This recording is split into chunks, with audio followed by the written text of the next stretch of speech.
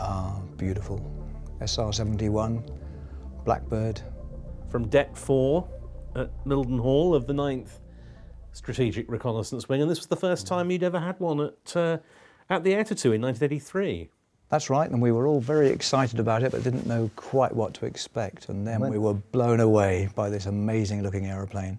When he arrived, he did a couple of overshoots. He did. Lieutenant Colonel Burdett Thomas. Gosh, you've got a good memory, Ben.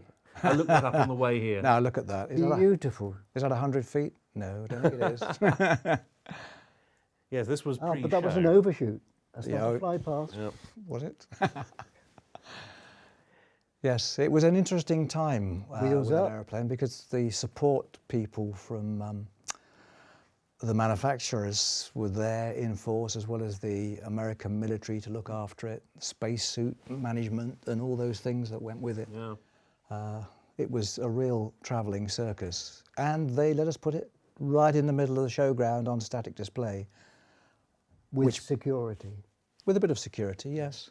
It was unfortunate because Lockheed, who were sponsoring our patrons or president's enclosure, as it's called then, they had just bought a company that was doing flight planning, and they wanted to set up some computers inside the patron's pavilion, president's pavilion. And the chap who had brought all the equipment parked his car right by the barrier, right by this aeroplane when it was parked up, and with cardboard boxes in the back and wires hanging out, which looked dreadful as far as security was concerned.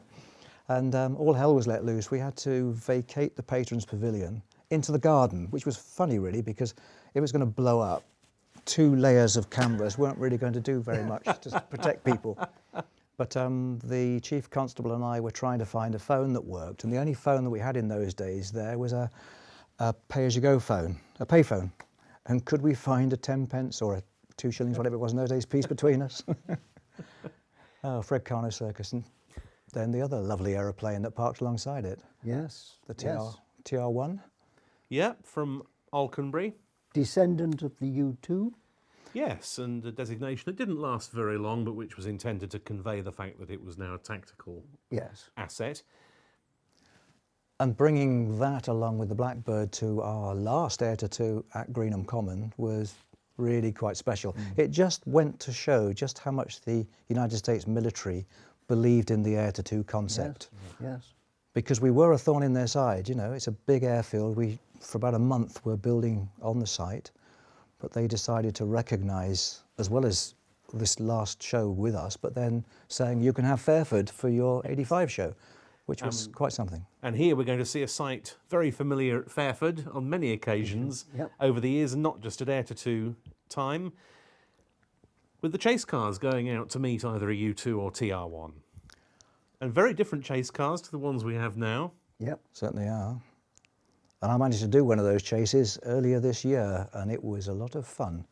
And of course the pilot, there's a pilot in the chase car telling the pilot who's flying the aeroplane just how far off the runway he is in sort of 10 feet segments, so that the guy knows when to round out. Then the truck comes in and puts the, now what do they call them, dolly wheels? No. Outriggers? Outriggers, yes. There is another name for them, but my brain's gone. Because sadly, one of these aeroplanes at Fairford later on got an outrigger stuck on. It didn't come off when he took off. And they did a couple of circuits and did a touch and go to try and bounce it off, and he lost control of the aeroplane, not at an Air 2, and killed the pilot, Hawkins, and there's a memorial for him by the main gate at Fairford. Very interesting aeroplane. Great at height, I'm told, not so good trying to land the damn thing.